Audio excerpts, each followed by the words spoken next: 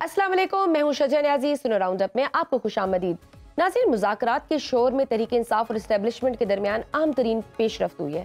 कल तहरीक इंसाफ के chairman barrister Gauhar और आर्मी चीफ के दरमियान मुलाकात की खबरें आई, लेकिन बैरिस्टर गौहर ने इस मुलाकात की तरदीद की। लेकिन आज बैरिस्टर गौहर और वज़ीर आला खैबर पख्तूनख्वा अली अमीन गंडापुर ने इस मुलाकात की तस्दीक कर दी है। बैरिस्टर गौहर ने कहा है कि मेरी और अली अमीन गंडापुर की आर्मी चीफ से मुलाकात अलहदगी में हुई। आर्मी चीफ के सामने पीटीआई के तमाम मामलात और मुतालबात रखे हैं, अपने तमाम मसाइल आर्मी चीफ के सामने रखे हैं। बैरिस्टर गौहर ने कहा कि आर्मी चीफ से मुलाकात में मुल्की इस्तेहकाम के हवाले से तमाम अमूर पर बातचीत हुई। मुलाकात में दूसरी तरफ से भी मुस्बत जवाब मिला है। इस्टेब्लिशमेंट से बरह रास्त मुज़ाकरात खुश आइंद है। उम्मीद है अब सूरत हाल बेहतर हो जाएगी। अडियाला जेल में सहाफियों से बात करते हुए इमरान खान ने भी इस मुलाकात की तस्दीक की और कहा कि आर्मी चीफ से मुलाकात खुश आइंद बात है और अगर कोई बातचीत शुरू हुई है तो ये खुश आइंद है। ये पाकिस्तान के लिए अच्छा है। हम चाह रहे थे कि मुज़ाकरात हो, इसमें पाकिस्तान के इस्तेहकाम की बात होगी। वज़ीर आला खैबर पख्तूनख्वा अली अमीन गंडापुर ने भी बैरिस्टर गौहर और आर्मी चीफ की 1-on-1 मुलाकात की तस्दीक की है। दूसरी तरफ तहरीक इंसाफ के दरमियान मुज़ाकरात का आज तीसरा दौर हुआ। तहरीक इंसाफ ने हुकूमत के सामने तहरीरी तौर पर चार्टर ऑफ डिमांड पेश कर दिया। तहरीरी मुतालबात में स्पीकर कौमी असम्बली को मुखातिब करते हुए कहा गया कि पाकिस्तान तहरीक इंसाफ और उसके इत्तेहादियों ने मुश्किलात और कुर्बानियों का तवील सफर तय किया और हमारे कायद इमरान खान और हजारों हमायतियों को बिला जवाज कैदोबंद की सोबतों को बर्दाश्त करना पड़ी। पाकिस्तान तहरीक इंसाफ ने हुकूमत के साथ मुज़ाकरात का आगाज किया है ताकि अवाम के हकूक की जंग को आगे बढ़ाया जा सके। तहरीक इंसाफ ने तहरीरी तौर पर हुकूमत से मुतालबा किया है कि कमीशन ऑफ इंक्वायरी एक्ट के तहत 2 तहकीकाती कमीशन कायम किए जाएं। इन दोनों कमीशन में सुप्रीम कोर्ट ऑफ पाकिस्तान के चीफ जस्टिस या 3 हाजिर सर्विस जज शामिल हों, जिन्हें तहरीक इंसाफ और हुकूमत के माबैन मुतफ़िका तौर पर 7 दिन के अंदर नामजद किया जाए। इन दोनों कमीशन में पहला कमीशन तहकीकात करे कि 9 मई को इमरान खान की गिरफ्तारी की कानूनी हैसियत क्या थी, इस्लामाबाद हाई कोर्ट में रेंजर्स के एहलकार कैसे आए, उनके जिम्मेदारान का भी तयन किया जाए। ये कमीशन जायजा ले और इमरान खान की गिरफ्तारी के बाद जिन हसासात मकामात पर एहतजाज किया गया उनकी सीसीटीवी फुटेज कहाँ है, अगर सीसीटीवी फुटेज नहीं है तो उसकी गुमशुदगी की वजूहात क्या है। 9 मई के वाकयात के सिलसिले में गिरफ्तार किए गए अफराद को किस तरीके से हिरासत में लिया गया और उन्हें किस हालत में रखा गया। गिरफ्तार होने वाले अफराद की फहरिस्तें कैसे तैयार की गई। कमीशन इस बात का भी जायजा ले कि 9 मई वाकयात को मीडिया पर कैसे रिपोर्ट किया गया, सोशल मीडिया पर क्यों पाबंदी लगाई गई और सहाफियों को क्यों हरासा किया गया। तहरीक इंसाफ ने 26 नवंबर के इस्लामाबाद एहतजाज के वाक़े पर दूसरा कमीशन बनाने का मुतालबा किया। तहरीक इंसाफ ने मुतालबा किया है कि दूसरा कमीशन 24 से 27 नवंबर तक इस्लामाबाद में पेश आने वाले वाकयात की तहकीकात करे। कमीशन जायजा ले कि इस्लामाबाद में मुजाहिरीन पर बराह रास्त गोलियां चलाई गई या दीगर जिस्मानी तशद्दुद किया गया। अगर ऐसा हुआ तो मुजाहिरीन पर गोलियां चलाने और तशद्दुद का हुक्म किसने दिया। कमीशन जायजा ले कि डी चौक वाकये के बाद इस्लामाबाद के अस्पतालों की सीसीटीवी फुटेज की हालत क्या थी, क्या अस्पतालों और दीगर तिबी मराकज के रिकॉर्ड में रद्दोबदल किया गया, अगर हाँ तो ये किसके हुक्म पर और किन हदायत के तहत किया गया। क्या अस्पतालों को अमवात और जख्मियों की मालूमात जारी करने से रोका गया। तहरीक इंसाफ ने दूसरा मुतालबा सियासी असीरों की रिहाई का किया है। तहरीक इंसाफ ने तहरीरी तौर पर मुतालबा किया है कि तमाम सूबाई हुकूमतें कानून के मुताबिक तमाम सियासी कैदियों की जमानत या उनके सजा के मुअत्तल करने के अहकाम की हमायत करें। आखिर में तहरीक इंसाफ ने लिखा कि अगर हमारे मुतालबे के मुताबिक इन कमीशन को असूली तौर पर तस्लीम ना किया गया और फौरी तौर पर कायम ना किया गया तो हम मुज़ाकरात रोक देंगे। तहरीक इंसाफ के तहरीरी मुतालबात के बाद हुकूमत कहाँ खड़ी है और क्या वाकई हुकूमत जुडिशल कमीशन बना देगी और वो जुडिशल आजादाना इन वाकयात की तहकीकात भी करेगा। इसके अलावा तहरीक इंसाफ के बैकडोर राब्ते और बड़ी मुलाकातें कितनी अहम है, क्या वाकई बर्फ पिघल रही है। इस सारी सूरत हाल पर बात करने के लिए हमारे साथ मौजूद है मुस्लिम लीग ज़िया के सरबराह एजाजुल हक साहब। सर आपके वक्त बहुत शुक्रिया। सर आज आप मुज़ाकराती कमेटी में शामिल थे, ज़रा बताइए किस माहौल में मुज़ाकरात हुए।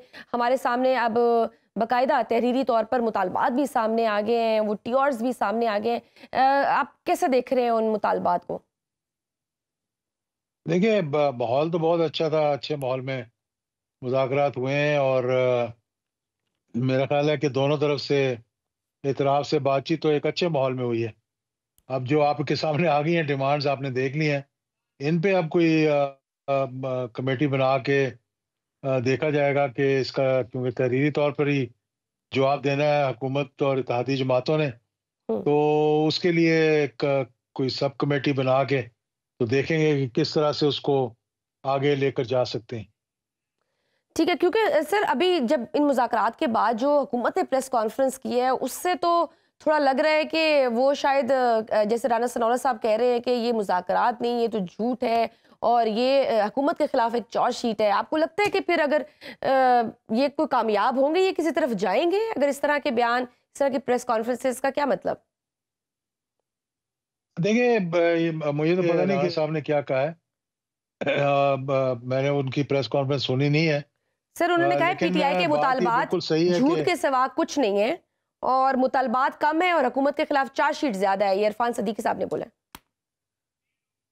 لازمی بات ہے کہ یہ انہوں نے تو جو لکھا سامنے آیا، آپ نے بھی اس کو دیکھ لیا جی، اور اس کی لینگویج، وہ تو اب کمیٹی کے اندر بھی بات ہوئی تھی کہ لینگویج تھوڑی سی بہتر ہو سکتی تھی اس کی جو انہوں نے دیا، اور ان کا مطالبہ ہے حکومت اس پہ جواب دے گی، حکومت کی بھی بات سامنے آ جائے گی تو پھر دیکھیں گے کہ آگے معاملات کس طرح بڑھتے ہیں. ورنہ دونوں اطراف سے میں سمجھتا ہوں کہ اپوزیشن والے بھی، پی ٹی آئی اور اپوزیشن بھی چاہ رہی ہے کہ بات آگے بڑھے اور حکومت بھی چاہ رہی ہے، لیکن طریقہ کار دیکھنا پڑے گا کہ کس طریقے سے بات آگے بڑھ سکتی ہے. سر ان مطالبات میں جو سب سے بڑا مطالبہ ہے وہ ایک یہ ہے کہ جوڈیشل کمیشن بنایا جائے، 9 مئی کا الگ سے بنایا جائے، 26 نومبر کا الگ سے بنایا جائے. آپ کو لگتا ہے جوڈیشل کمیشن بن جائے گا، یہ ایکسیپٹیبل ہوگا؟ دیکھیں ابھی تو قبل از وقت ہے کہنا کہ ڈیمانڈز ابھی سامنے آئی ہیں، اس پہ کمیٹی بنے گی، اس کا جب جواب تیار ہوگا پھر آپس میں ہر جماعت جو ہے وہ اپنے اپنے قانونی ماہرین جو ہے ان سے بات کر کر واپس اکٹھے ہوں گے اگلے 2-3 دنوں میں، اور پھر دیکھیں گے کہ اس کے لیگیلٹیز بھی دیکھنی پڑیں گی نا. کیا اس طریقے سے جوڈیشل کمیشن بن سکتا ہے جس طرح سے ڈیمانڈز آئی ہیں؟ کیا آپ سپریم کورٹ کو ڈکٹیٹ کر سکتے ہیں کہ فلاں فلاں جج کی جو ہے وہ جوڈیشل کمیشن میں ہو، یا پھر جوڈیشل کمیشن ان چیزوں پر بن سکتا ہے جو کیسز آلریڈی کورٹس میں چل رہے ہوں؟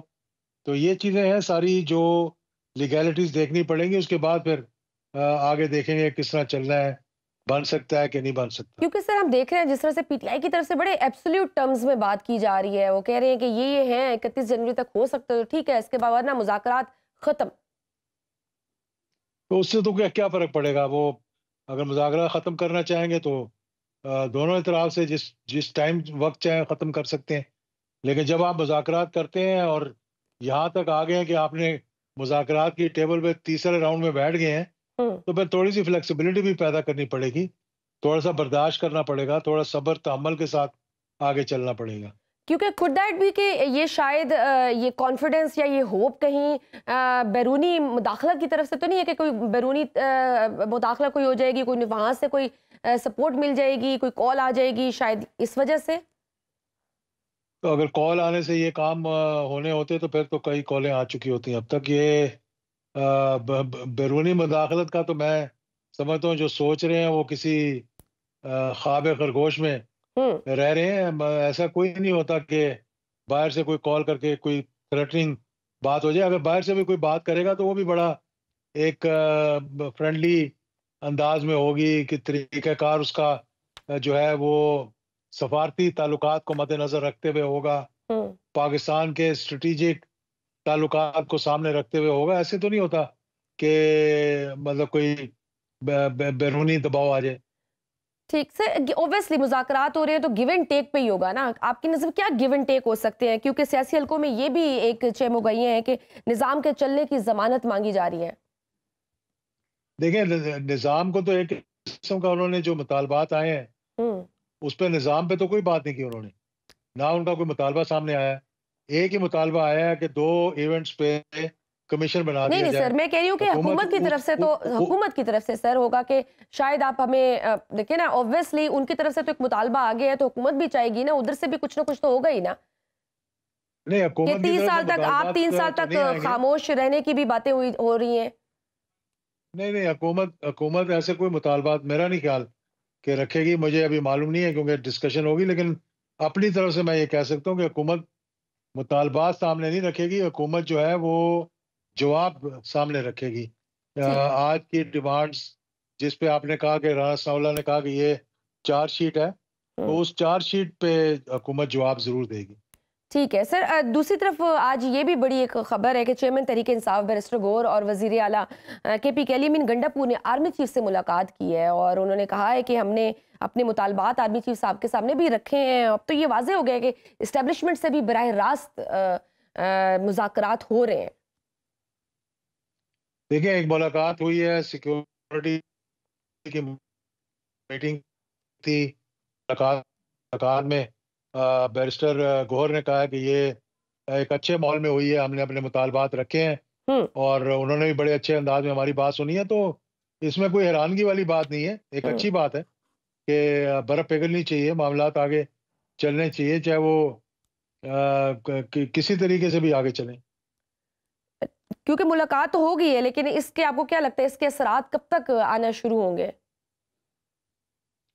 دیکھیے، اس ملاقات کے تو اثرات کا میں نہیں بتا سکتا، لیکن یہ جو مذاکرات ہو رہے ہیں اس کے جو اثرات ہیں، اگر فلیکسیبلٹی ہوگی تو پھر سامنے آنا شروع ہو جائیں گے۔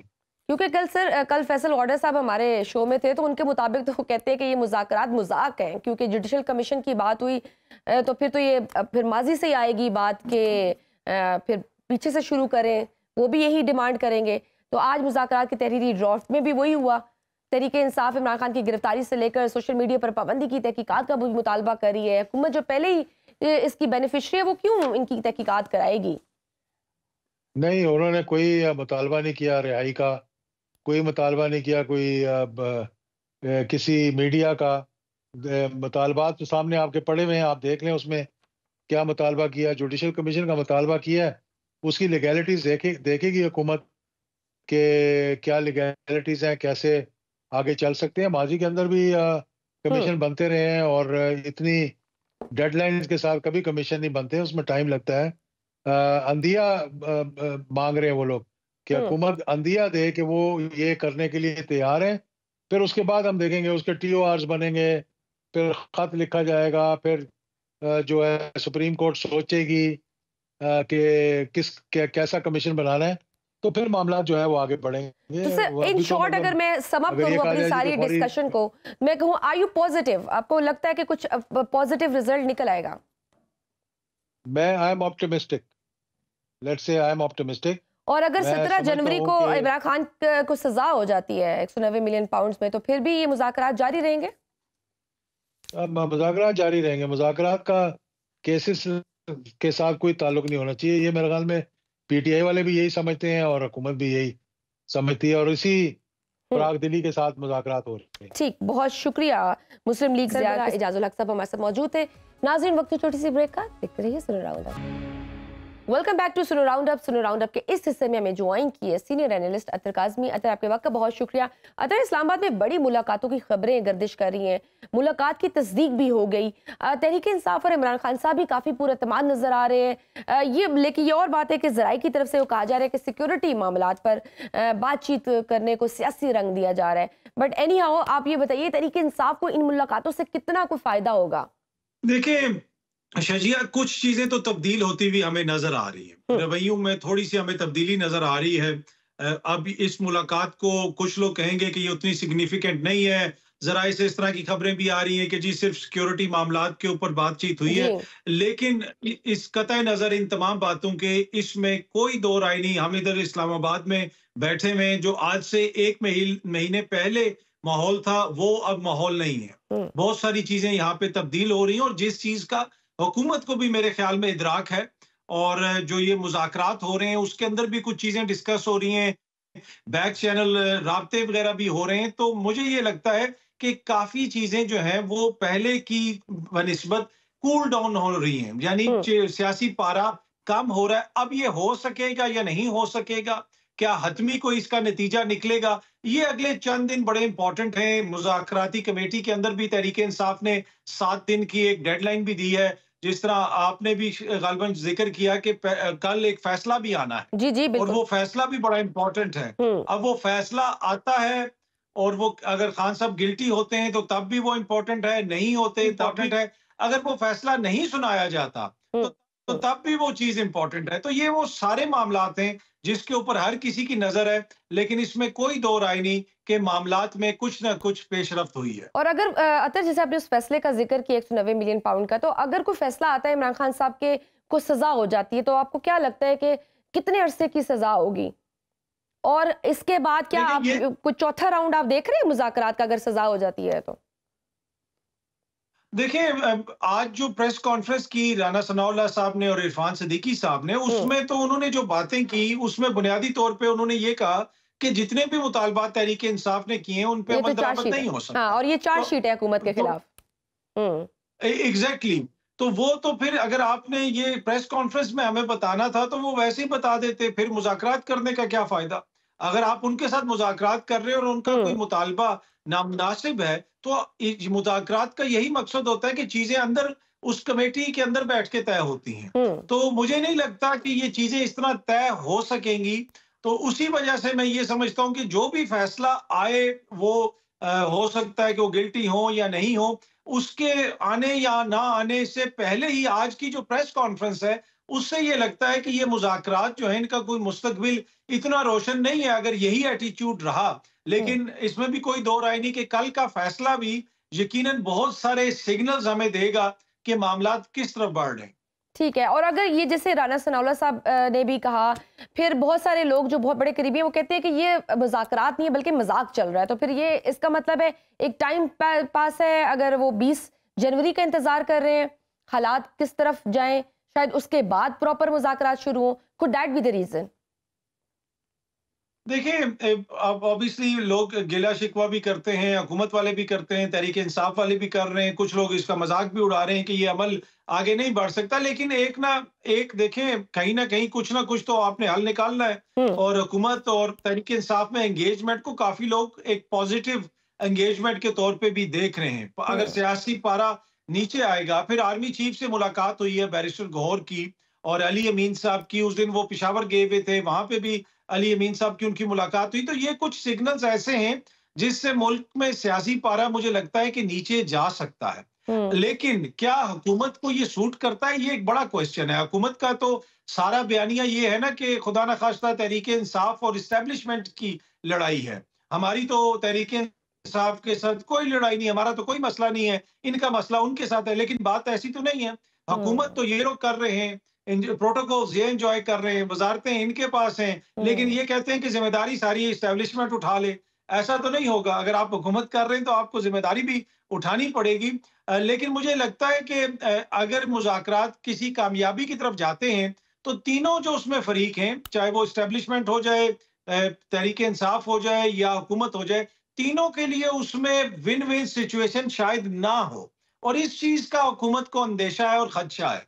اور وہ یہ سمجھتے ہیں کہ شاید اگر یہ مذاکرات کامیاب ہوتے ہیں اور اسٹیبلشمنٹ اور تحریک مطلب انصاف آپ کو لگ رہا ہے کہ اگر یہ ملاقات جیسے اس ملاقات کے حوالے سے حکومت میں پریشانی ہمیں دیکھنے کو مل رہی ہے کہ آپ کو لگتا ہے کچھ مثبت ہو سکتا ہے اور یہ حکومت کے لیے could be alarming، کچھ ایسا طے ہو سکتا ہے؟ جی میرے خیال میں حکومت بالکل، مجھے لگتا ہے کہ حکومت کو اس کا کافی خدشہ ہے کہ جناب یہ اگر معاملات ان کے کوئی درست ہو گئے تو یہ نہ ہو کہ ہمارے لیے مسئلہ ہو جائے. اور اس کی بنیادی وجہ کیا ہے؟ یا تو ہونا کہ آپ کے پاس بہت بڑا مینڈیٹ ہو، آپ کا جو مینڈیٹ ہے اس کے اوپر ایک بہت بڑا سوالیہ نشان ہے.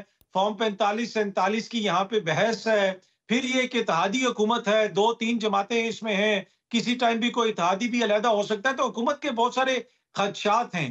لیکن مجھے یہ لگتا ہے کہ دیکھیں چیزیں اب جس طرف آپ نے بھی اشارہ کیا امریکہ کی طرف، اور وہاں سے بھی پریشر آ رہا ہے، دیگر جگہوں سے پریشر آ رہا ہے. تو یہ 2025 مجھے لگتا ہے کہ اس میں کچھ نہ کچھ تبدیلی آئے گی. یہ 2024 کی طرح کا سال نہیں ہوگا. تحریک انصاف کو مجھے زیادہ پولیٹیکل سپیس ملتی ہوئی نظر آ رہی ہے. اور آپ عمران خان صاحب کو بھی ریلیز ہوتا ہوا دیکھ رہے ہیں؟ دیکھیں مجھے نہیں لگتا کہ عمران خان صاحب اسی مہینے ریلیز ہو جائیں گے، جس طرح کچھ لوگ یہ کہہ رہے ہیں کہ بس فوراً ہی سارے معاملات حل ہو جائیں گے. یہ معاملات تو پھر عدالتوں میں حل ہوں گے، اس میں کچھ ٹائم لگ سکتا ہے. لیکن میرے لیے بڑا باعث حیرانی ہوگا شجیہ اگر 2025 میں عمران خان صاحب رہا نہیں ہوتے. اچھا، مطلب چانسز ہیں. اور ایک لمبے عرصے تک عمران خان صاحب مینڈیٹ واپسی کا بھی مطالبہ کرتے رہے، لیکن اب تحریک انصاف اس مطالبے سے بھی پیچھے ہٹ گئی ہے. آج رانا ثناء اللہ صاحب نے بھی پریس کانفرنس میں اس طرف اشارہ کیا ہے.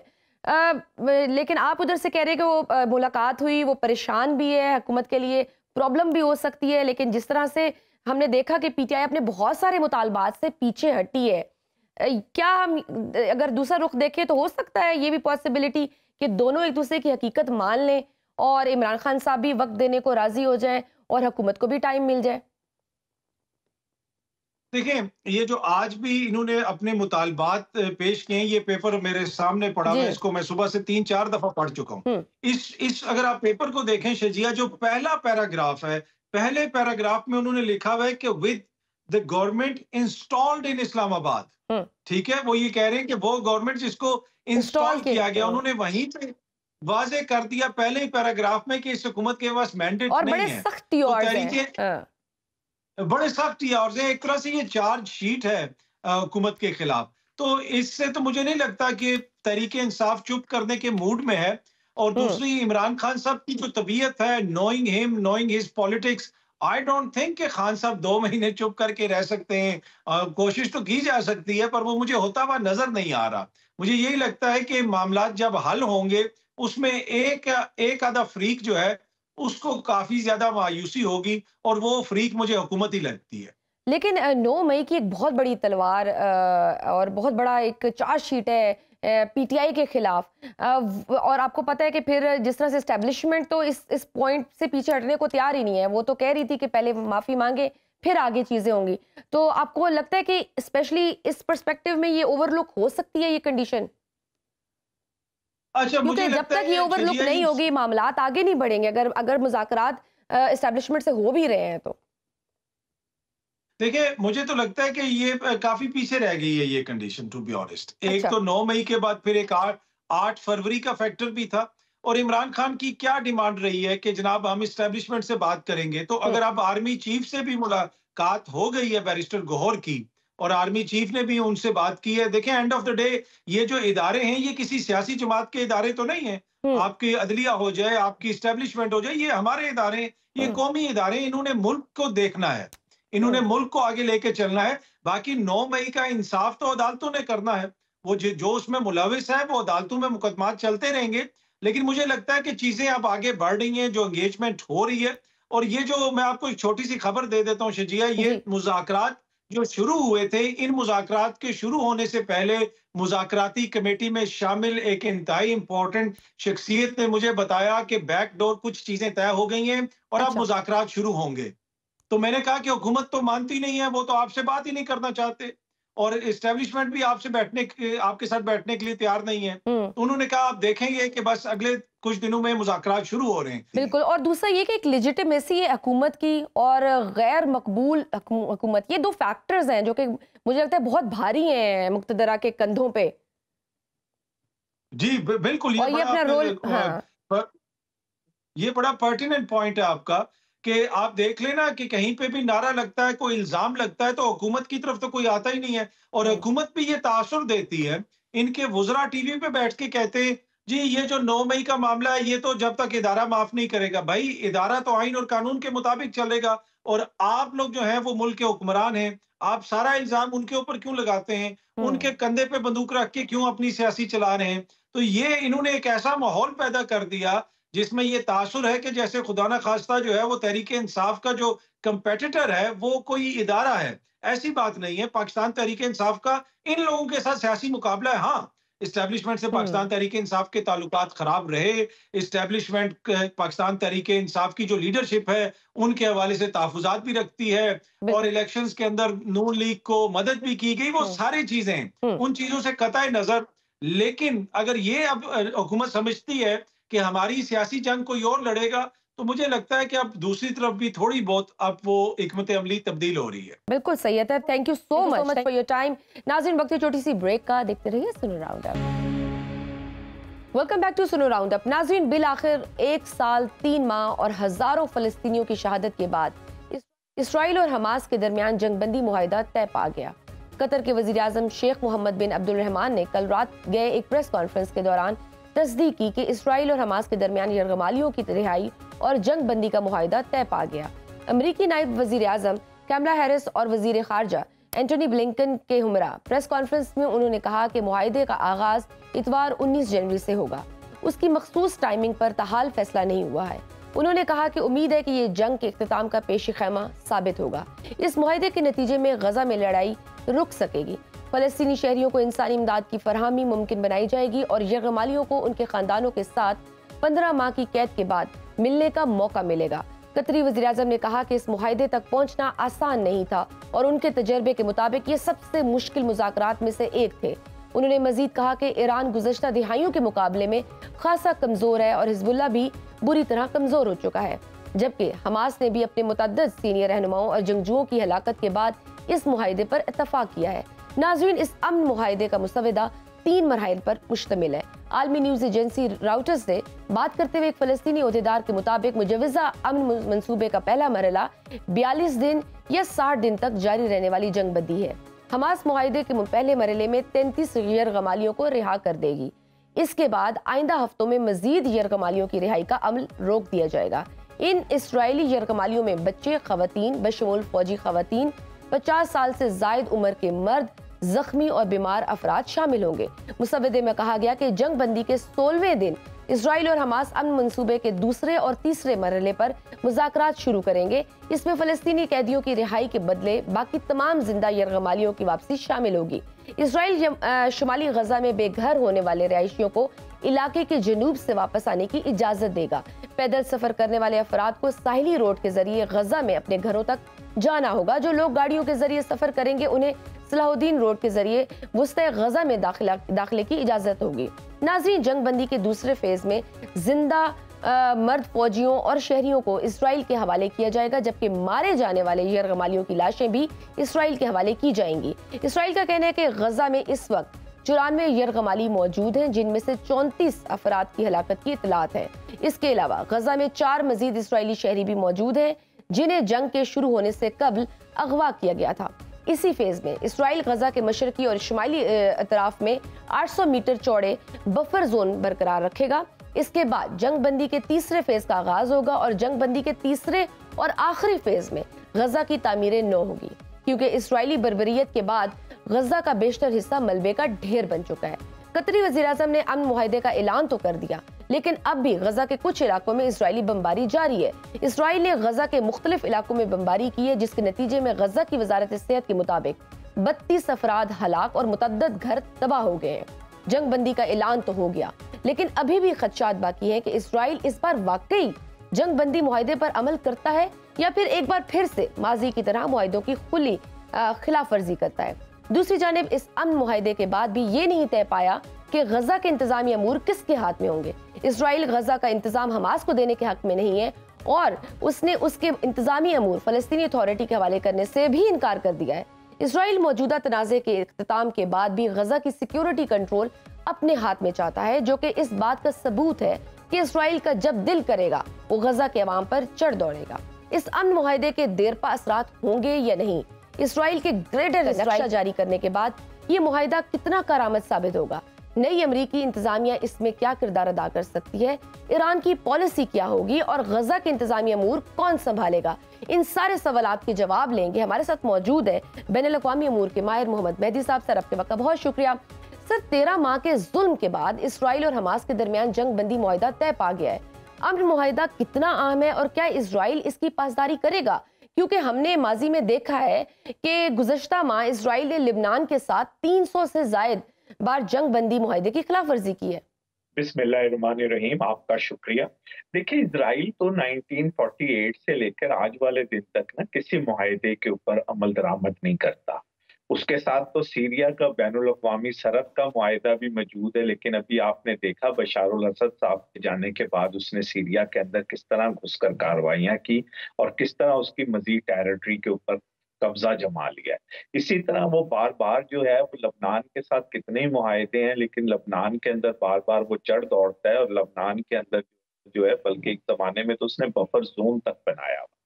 इसलिए उससे ये उम्मीद करना कि ये मुआहदे पर अमल करेगा, हाँ, ये एक वक्त गुजारने का, कुछ वक्त मिलने का जरूर होगा। जो 50,000 के करीब लोग जो है शहीद हो चुके हैं, उनको उनकी जो शहादतें हुई हैं, उनके जो लवाहिकीन है, उनको कुछ वक्त मिल जाएगा दोबारा से शहीद کے لیے. یہ صرف وہ گیپ کا ٹائم ہوگا جس میں دوبارہ شہادت کے لیے لوگ تیار ہوں گے.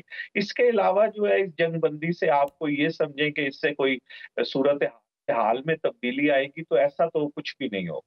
کیونکہ ہم نے دیکھا ہے رات جنگ بندی معاہدہ ہوا اور اس کے فوری بعد اسرائیل نے غزہ کے مختلف علاقوں میں بمباری کی، جس کے نتیجے میں غزہ کی وزارت صحت کے مطابق 32 افراد ہلاک ہو گئے ہیں. امریکہ معاہدہ کرانے تو آ گیا ہے، لیکن کیا وہ اس معاہدے پر عمل درآمد بھی کروا پائیں گے؟ کیونکہ یہ ہوتا ہوا دکھ نہیں رہا. دیکھیں امریکہ ہی نے تمام معاہدے کروائے. آپ کیمپ ڈیوڈ سے لے کر اوسلو معاہدے تک چلے جائیں. ابھی اوسلو معاہدے کے سلسلے میں ایک دفعہ دوبارہ اوسلو میں میٹنگ بھی ہو رہی ہے. یہ تمام معاہدے یہ بین الاقوامی طاقتوں نے کرائے تھے اور یہ انٹرنیشنل تھے، اور یہ تو بلکہ یاسر عرفات جو اس وقت صدر تھے فلسطین کے، ان کے درمیان اور اسرائیل کے وزیر اعظم کے درمیان ہوئے تھے. لیکن اس کے باوجود انہوں نے اس پہ سے کسی پر بھی اس کے اوپر پابندی نہیں کری اور اس کا کسی چیز کا خیال نہیں رکھا. اور جہاں تک امریکہ کی بات ہے تو آپ یہ دیکھ رہی ہیں کہ جانے والے صدر بھی اس کا کریڈٹ لے رہے ہیں کہ یہ سب کچھ میں نے کیا. یہ نہیں سوچ رہے کہ 13 مہینے میں کیا ہوتا رہا ہے. اور آنے والے صدر کہتے ہیں کہ میری وجہ سے ہوا ہے. تو بنیادی طور پر یہ ایک صرف پولیٹیکل گیمکس ہے جو وہ لوگ استعمال کر رہے ہیں امریکہ والے. اس سے زیادہ امریکہ کا انٹرسٹ اور کوئی نہیں. امریکہ کا انٹرسٹ اسی میں ہے کہ اسرائیل کی پشت پناہی کی جائے اور اسرائیل کے ذریعے سے مڈل ایسٹ کے اوپر اپنا کنٹرول برقرار رکھا جائے. بالکل، کیونکہ ریسنٹلی ڈونلڈ ٹرمپ کا بھی بڑا سخت موقف آیا تھا. جی میں یہی عرض کر رہا ہوں کہ انہوں نے جو اپنی پریس کانفرنس کی تھی آخری، اس کے اندر انہوں نے جو لفظ استعمال کیے تھے فلسطین اور خاص طور پہ غزہ کے لوگوں کے لیے، تو ان کے دلی ہمدردی یا کوئی انسانی حقوق یا اس طرح کی کوئی بات نہیں ہے. بس وہ ایک وقت گزارنے کے لیے، کیونکہ ایک بہت زیادہ واقعات ہو چکے ہیں اور جو کچھ اسرائیل نے حاصل کرنا تھا وہ اس نے حاصل کر لیا ہے. اس نے جو ہے تقریباً حماس کی ساری قیادت کو شہید کر دیا ہے، حزب اللہ کی ساری قیادت کو اس نے شہید کر دیا ہے، نے اپنے آپ کو مستحکم کر لیا ہے سیریا کے اندر. تو وہ جو اس کے ہدف تھے وہ اس نے اپنے ہدف تقریباً پورے کر لیے تھے. اور ہم تو یہ بات 2 مہینے سے کہہ رہے تھے کہ یہ اب جنگ جو ہے یہ کسی رک سکتی ہے. لیکن یہ صرف ایک گیپ ارینجمنٹ ہے، آپ اس کو مستقل حل بالکل مت سمجھیں. بالکل. اور حماس کو تو یہ بھی خدشہ ہے کہ اسرائیلی حکومت ان یرغمالیوں کی واپسی کے بعد ایک مرتبہ پھر سے غزہ پر حملے شروع کر سکتا ہے، کیونکہ امن معاہدے کے پہلے فیز میں ہی ہم نے دیکھا ہے کہ یرغمالیوں کو واپس کرنا ہوگا. دوسری طرف سے اسرائیلی حکومت نے پہلے ہی گریٹر اسرائیل کا نقشہ بھی جاری کر دیا ہے، جس میں شام، مقبوضہ فلسطین اور اردن شامل ہیں. تو یہ خدشات کتنے کو ویلڈ ہیں؟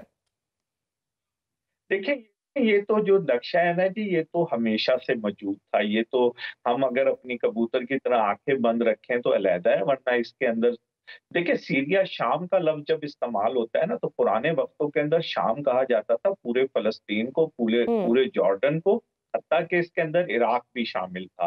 تو وہی نقشہ جو ہے وہ اس نے ایک دفعہ دوبارہ ان کے لوگوں نے سامنے لے آئے ہیں.